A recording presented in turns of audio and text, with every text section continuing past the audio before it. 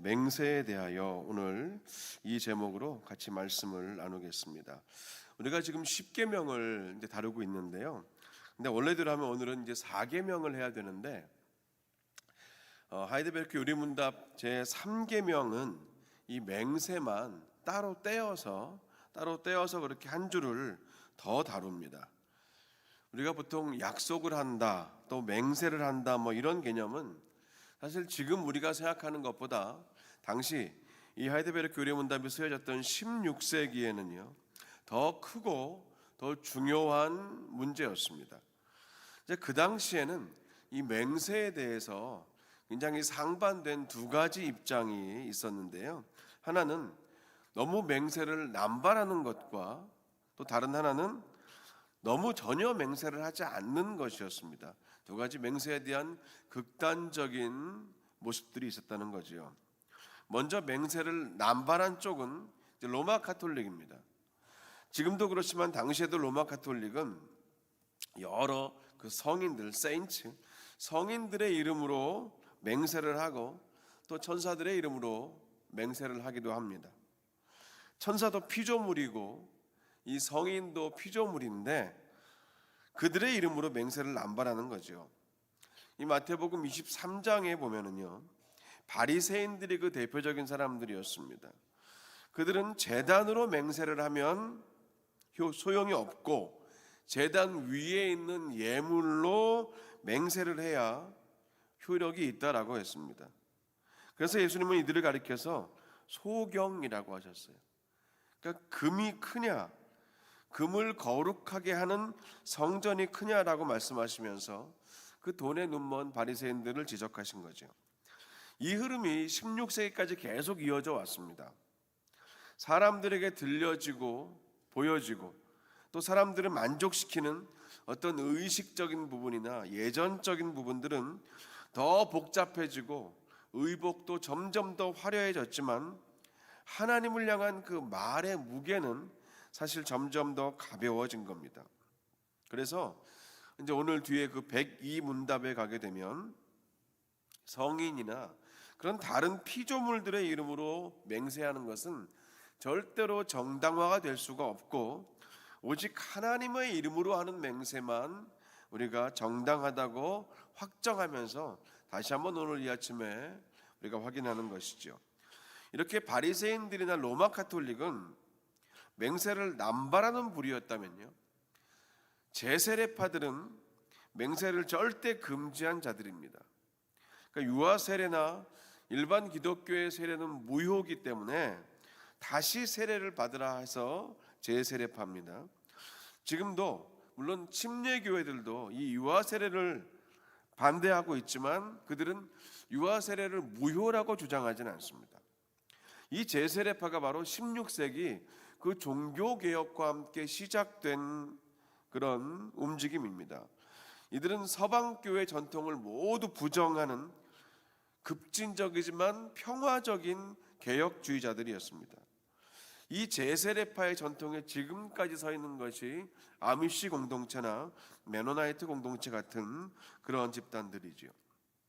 이들은 여전히 국가와 이 종교를 철저하게 분리시키는 극단적인 이분법을 살고 있습니다.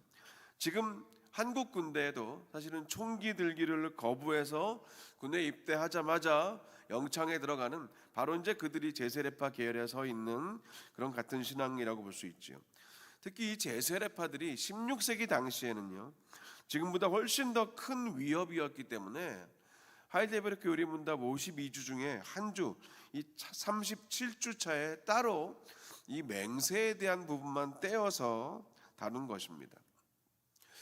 오늘 101문답으로 함께 가보겠습니다. 101문입니다. 그러나 우리가 하나님의 이름으로 경건하게 맹세한다면 괜찮지 않습니까? 그렇습니다.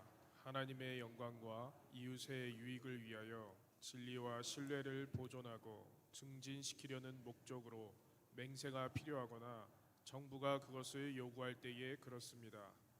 이러한 맹세는 하나님의 말씀에 근거하여야 하며 신구약 성경에서 하나님의 백성들이 적합하게 사용하였습니다. 네, 이 101문답은요 그러니까 경건한 맹세는 사실은 그 정부가 그것을 요구하는 그 내용까지 다 포함되어 있다는 건데, 사실 경건한 맹세는 얼마든지 가능하다라고 말하는 거예요. 다만 하나님의 영광과 이웃의 유익을 위해서 맹세를 해야 한다는 겁니다. 이 맹세를 통해서 진리와 신뢰가 더욱더 견고하게 보존이 되고, 상호간의 진리와 신뢰가 더 강하게 세워질 수만 있다면 맹세는 가능하다라고 말합니다. 그리고 정부가 그것을 요구할 때도 가능하다고 하는데 좀 부연 설명이 필요합니다. 우리가 보통 법정에 서 있는 증인들이 진실만을 증언하겠다, 진실만을 말하겠다라고 선서하는 이제 그 장면과 같습니다. 그리고 미국 대통령이나 공직자들이 취임 선서를 할 때, 그리고 미국에서 시민권을 취득할 때는 선서처럼 국가나 이 공식 기관들이 진실을 말하고 공공의 질서를 세우고 사회적인 신뢰를 유지하기 위해서 그렇게 맹세를 요구한다면 그럴 때는 얼마든지 맹세할 수 있다라고 말하는 겁니다. 그러면서 백일답은 이런 모든 맹세들은 반드시 하나님의 말씀에 근거를 해야 하는데, 이미 성경 안에서 하나님의 백성들이 적합하고 적절하게 사용했다라는 것이죠. 이 부분에 대해서 조금 살펴볼 필요가 있습니다. 오늘 요절인 신명기 6장 13절과 예레미야 4장 2절 그리고 히브리서 6장 16절까지 우리 함께 읽어보겠습니다. 내 하나님 여호와를 경외하며 그를 섬기며 그의 이름으로 맹세할 것이니라. 진실과 정의와 공의로 여호와의 삶을 두고 맹세하면 나라들이 나로 말미암아 스스로 복을 빌며 나로 말미암아 자랑하리라. 사람들은 자기보다 더 큰 자를 가리켜 맹세하나니 맹세는 그들이 다투는 모든 일의 최후 확정이니라. 아멘. 먼저 그 신명기 6장은요, 하나님을 경외하고 섬기는 자들은 얼마든지 하나님의 이름으로 맹세를 할 수 있다고 말하고, 예레미야 4장은 하나님이 기뻐하시는 진실과 정의와 공의로 하나님의 살아계심을 두고 맹세할 수 있는데, 그러면 세상의 모든 나라와 백성들이 그렇게 하나님 앞에 진실되게 맹세하는 너를 보고 하나님께 나아와 복을 구하며 하나님을 찬양할 것이라고 말합니다. 그리고 히브리서 6장은 언제나 이 맹세는 자기보다 큰 자, 즉 더 권위를 가지고 있고 더 능력이 있는 분의 이름으로 하게 되는 것인데, 그런 맹세가 모든 다툼과 그런 모든 그런 싸움들, 갈등들을 해결해 준다는 거죠. 그치게 한다는 겁니다. 그러니까 이기기 위한 맹세가 아니라 해결하기 위한 맹세를 사실은 얼마든지 가능할 수 있다고 말하는 겁니다. 실제로 여러 가지 맹세의 그 예들이 성경 곳곳에 나타나 있습니다. 창세기 21장을 보면 아비멜렉과 그 군대 장관 비골이 아브라함을 찾아와서 대화를 하는 장면이 나옵니다. 그들이 보니까 아브라함이 하는 일마다 하나님이 돕고 계신다는 것을 알게 된 거예요. 그렇기 때문에 아브라함에게 와서 아브라함, 당신이 우리와 우리 자손들을 속이지 않겠다, 즉 우리를 괴롭히고 빼앗고 하나님의 이름으로 하나님의 능력으로 우리를 힘들게 하지 않겠다고 맹세해달라, 우리에게 친절을 베풀어 달라라는 그런 맹세를 아브라함에게 요구합니다. 그들의 말을 들은 아브라함이 내가 맹세하리라 라고 말하면서 이 브엘세바 우물에서 브엘세바 언약을 세우게 되는 것이죠. 또 여호수아 9장에 보면은요, 가나안 족속들이 여호수아가 싸우려고 준비하고 있을 때 기브온 주민들이 이 여호수아와 화친을 맺게 됩니다. 그들은 멀리서 온 것처럼 그렇게 꾸미고 자신들은 여호수아의 종이 될 것으로 그렇게 마음을 먹어서 이 먼 길을 왔다라고 그렇게 말을 하는 거예요. 그래서 여호수아는 그들과 화친 조약을 맺고 맹세를 하는 장면이 있습니다. 또 열왕기상 1장에 보면은요, 다윗도 그 아들 솔로몬을 다음 왕으로 세우는 그 과정에서 이 밧세바에게 내가 하나님의 살아계심을 두고 반드시 솔로몬이 왕이 될 것을 맹세하는 장면이 나오기도 합니다. 아브라함, 여호수아, 다윗 이들 모두 하나님의 뜻과 이 섭리 안에 살면서 필요할 때는 하나님의 이름으로 맹세를 하기도 했습니다. 물론 신약 성경에도 있죠. 대표적인 인물은 바울입니다. 로마서 1장 9절에서 바울은 내가 복음 안에서 내 심령으로 섬기는 하나님이 나의 증인이 되신다 라면서 맹세를 했고요. 고린도후서 1장 23절에서는 내가 내 목숨을 걸고 하나님을 불러서 증언하시게 할 정도로 너희를 아낀다라면서 맹세를 하기도 했습니다. 이렇게 성경 안에는 하나님의 백성들이 적합하고 적절하게 맹세를 사용한 기록이 있고 우리도 그 필요에 따라서 이 성경의 기준에 의해서 맹세를 할 수도 있다라고 101문답은 오늘 가르치고 있는 겁니다. 이어서 102문답으로 가보겠습니다. 성자들이나 다른 피조물에 의지해서 맹세해도 됩니까? 안 됩니다. 올바른 맹세는 나의 진실성을 보증하고 만일 거짓으로 맹세한다면 내게 벌을 내리시도록 나의 마음을 아시는 유일한 분인 하나님을 부르는 것을 의미합니다. 어떠한 피조물도 그러한 영예를 받을 수 없습니다. 네, 이 서두에 말씀드렸던 것처럼 이 로마 가톨릭은 여러 성인들의 이름으로 맹세를 하고 천사들의 이름으로 맹세를 합니다. 이런 맹세를 102문답은 단호하게 금하고 있는 겁니다. 그러면서 이제 올바른 맹세가 무엇인지를 가르칩니다. 올바른 맹세는 오직 하나님만을 부르는 것이죠. 여기서 하나님을 부른다라는 말의 의미는요, 하나님을 나의 진실함, 나의 진실성을 보증해 주시는 분으로 하나님을 보증인의 자리에 모신다는 그런 의미입니다. 저도 그랬고 아마 지금도 그렇고 미국에 제일 처음 오면 이 보증이 제일 문제입니다. 크레딧 스코어가 전혀 없는 상태에서 당장 차도 필요하고 잘 집도 필요한데 특히 이 집을 렌트하기 위해서는 보증인이 필요합니다. 이 보증인이란 말 안에 사실은 증인이라는 단어가 들어있습니다. 보증인은 그래서 증인이죠. 확실하게 보장하는 사람입니다. 근데 하나님은 단순히 우리의 그 진실성만 보증하시는 것이 아니라 우리가 거짓으로 맹세를 했을 때 하나님은 벌을 내리시기도 한다는 겁니다. 세상의 보증인은 벌을 내리진 않지만 하나님은 벌까지 내릴 수 있는 분, 증인이자 곧 심판자가 되십니다. 이 사실을 시편 기자들이 고백하는데 우리 다 함께 시편 19편 14절과 시편 139편 23절과 24절을 함께 읽어봅니다. 나의 반석이시오 나의 구속자이신 여호와여 내 입의 말과 마음의 묵상이 주님 앞에 연락되기를 원하나이다. 하나님이여 나를 살피사 내 마음을 아시며 나를 시험하사 내 뜻을 아옵소서. 내게 무슨 악한 행위가 있나 보시고 나를 영원한 길로 인도하소서. 아멘. 이 하나님을 나의 마음과 나의 말과 내 삶의 관계와 또 오늘 나의 결단 안으로 모셔드리고 초청하는 것이 맹세입니다.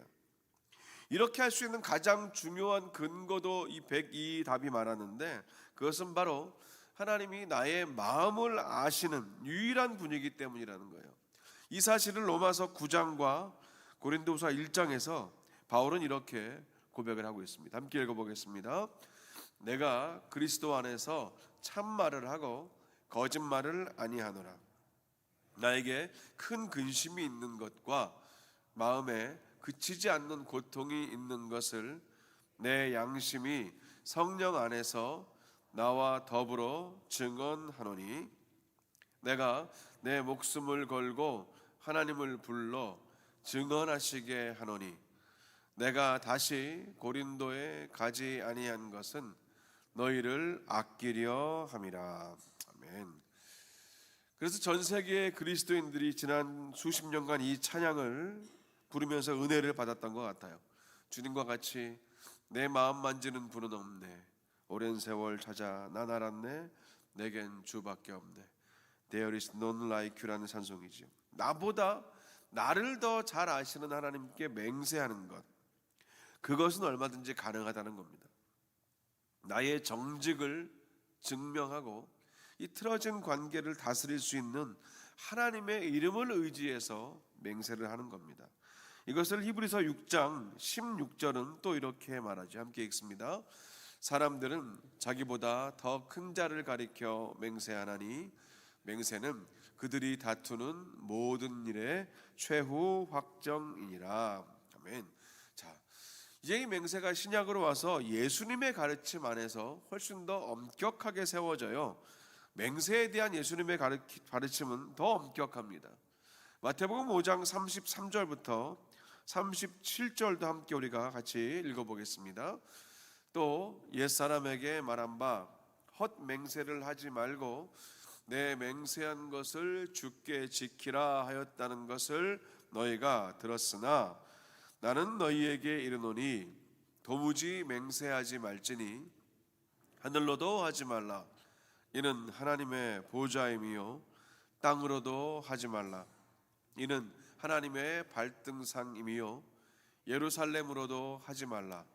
이는 큰 임금의 성임이요 내 머리로도 하지 말라. 이는 내가 한 터럭도 희고 검게 할 수 없음이라. 오직 너희 말은 옳다 옳다 아니라 아니라 하라. 이에 지나는 것은 악으로부터 나느니라. 아멘. 앞서 말씀드렸던 그 제세례파 사람들이 이 구절을 가지고 어떤 맹세도 하지 않는 겁니다. 심지어 한국에 있을 때는 그 가슴에 손을 얹고 하는 국기에 대한 맹세도 그들은 하지 않았던 것을 제가 기억하고 있습니다. 근데 우리는 하나님 앞에서 하나님의 이름을 부르고 하나님께 모든 판단을 맡기는 그런 올바른 맹세는 가능하다는 겁니다. 예수님도 그 부분을 가르치신 겁니다. 도무지 맹세하지 말라는 그 말씀은 우리의 가치 판단과 그 맹세의 한계를 우리 스스로가 계속 잘 파악하고 정말 주의하고 조심해서 신중하게 그렇게 맹세를 하라는 말씀입니다.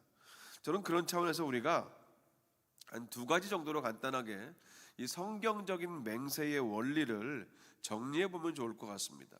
첫 번째는 이거죠. 꼭 필요한 경우에만 우리가 맹세를 해야 한다는 겁니다. 당연히 맹세는 남발하지 말아야 됩니다. 그럼에도 불구하고 이 교회에서 몇 가지 경우에는 이 맹세를 하지요. 맹세와 같은 히브리어 원어가 성경에는 서약으로도 번역이 됐거든요. 그러니까 우리가 맹세와 서약은 사실은 같은 개념, 같은 말이라고 보시면 됩니다. 교회에서도 그런 맹세와 서약들이 있죠. 혼인 서약이 있고 또 다양한 목회자부터 직분자까지 임직의 서약이 있습니다. 그리고 믿음의 여정을 시작할 때 받는 세례 문답 가운데 있는 그 서약도 같이 있습니다. 하나님은 우리의 연약함을 아시기 때문에 이런 몇 가지 경우에는 하나님의 이름을 사용하도록 허락해 주시는 겁니다. 이제 우리의 연약함이 무엇입니까? 우리의 연약함은 지속성이 약하고 책임감이 약하다는 겁니다. 그게 우리의 공통적인 약점이죠. 그래서 하나님의 이름으로 한 서약과 그 맹세에는 반드시 책임이 따르는 겁니다. 할 수 있는 한 최선을 다해서 임직, 혼인, 세례 예식 때 드렸던 그 서약들을 지키려고 우리가 해야 되는 것이죠. 두 번째, 잘못된 맹세는 심판을 받게 된다는 겁니다. 잘못된 맹세는 분명한 심판이 있다고 오늘 하이델베르크 교리 문답과 또 성경은 우리에게 가르치는데, 잠언 2장 16절부터 17절 두 구절 함께 같이 읽어보겠습니다. 지혜가 또 너를 음녀에게서 말로 호리는 이방 계집에게서 구원하리니 그는 젊은 시절의 짝을 버리며 그의 하나님의 언약을 잊어버린 자라. 아멘. 자, 이 부분은요, 이 간음을 함으로써 하나님의 명령을 어긴 한 여인에 대한 내용입니다. 근데 말씀을 보면 간음하지 말라는 그 7계명을 어기기 전에 이미 3계명, 이 맹세에 대한 내용을 어긴 것을 우리가 볼 수 있는 거죠. 17절에 보면 젊은 시절에 그 짝을 버리면서 사실은 하나님의 언약을 잊어버렸다라고 말하기 때문입니다. 이 간음이라는 분명한 죄만 지적하는 게 아니라 그 전에 하나님과의 언약을 잊어버린 부분에도 우리가 집중해야 되는 겁니다. 혼인서약을 어긴 것이죠. 그래서 결국 이 여인은 심판을 피하지 못하고 무서운 징벌을 받게 되는 내용이 잠언에 적혀 있습니다. 오늘 우리가 짧은 시간이었지만 이 성경에서 말하는 맹세에 대한 내용들을 함께 보았습니다. 이 중요한 것은 하나님이 저와 여러분의 연약함을 잘 아신다는 겁니다. 수시로 변하는 우리의 마음, 수시로 흐려지는 우리의 결단과 또 수시로 바꾸는 우리의 의지의 번복함들, 그리고 너무나 쉽게 사람과의 약속도 어기고 사람과의 약속을 어기는 것이 습관이 되어서 하나님과의 맹세와 서약까지도 그렇게 소홀히 여기고 마는 그런 우리의 연약함을 하나님은 우리보다 더 잘 아십니다.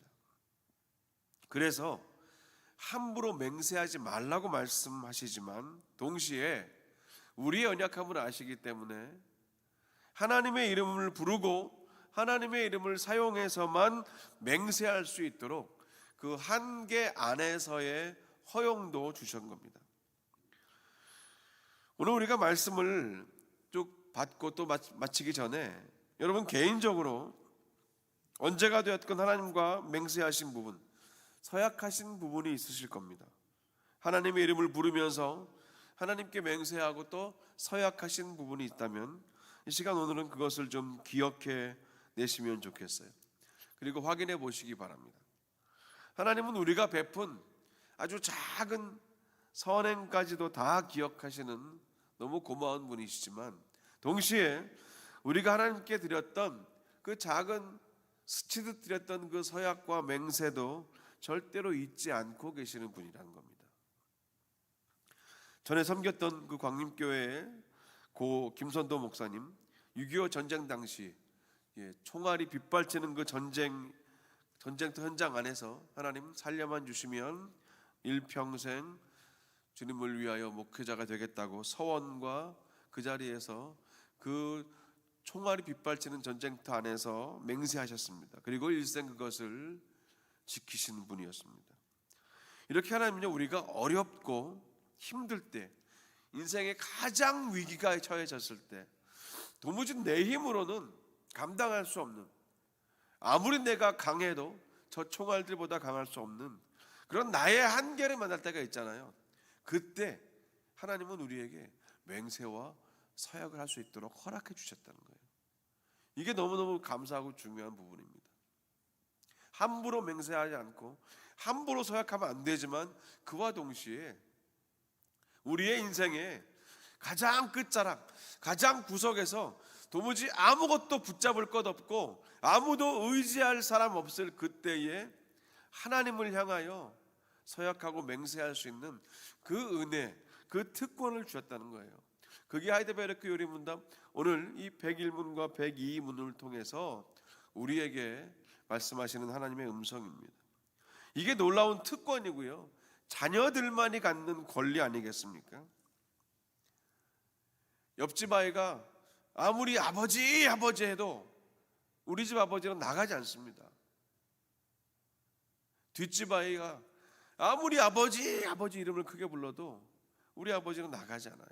그 집 아버지가 나가는 거죠.